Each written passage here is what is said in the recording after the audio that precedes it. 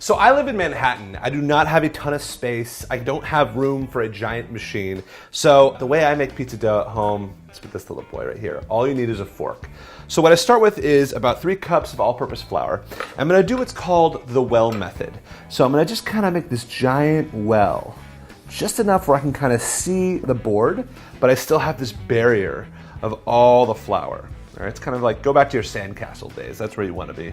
So I have a little bit of yeast in here, a little warm water. I let it bloom for about 10 minutes. 110 degrees is the optimal water temperature when you pour in your yeast. So it kind of wakes it up, and you know it's there if you can see this kind of foam. That's a good sign that you did the right thing.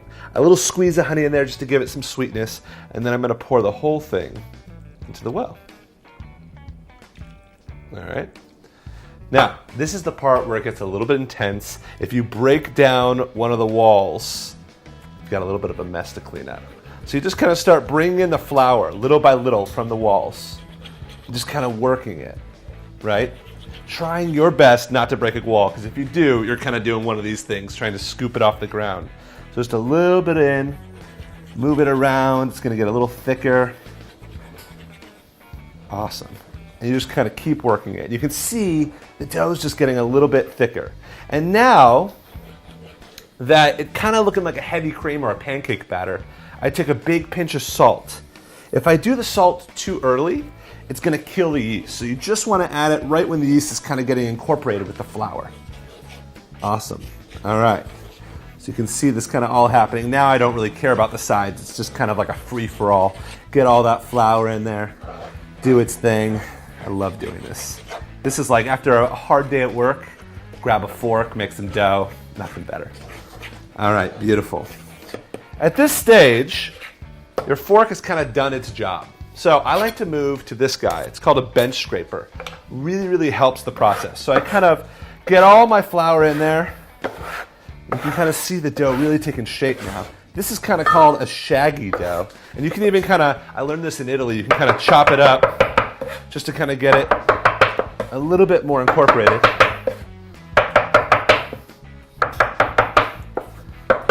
Awesome.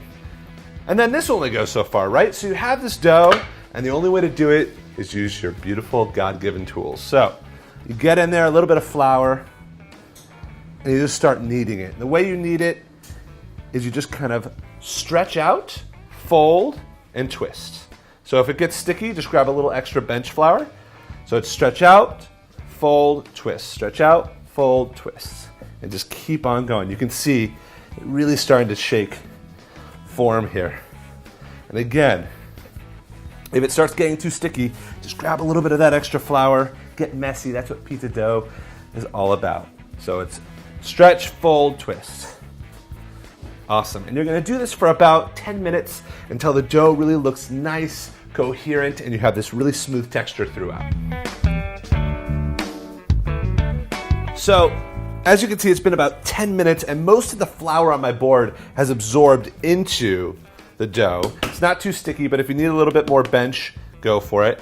And I'm just gonna kind of tuck the sides right underneath of it. Beautiful. And I'm just gonna grab a bowl, a little bit of flour on the bottom so it doesn't stick. Gentle with our little baby dough. A little bit more on top. Cover it with a towel. Forget about it for about 2 hours. Let it rise in a warm place, and you'll have a perfect dough made by hand.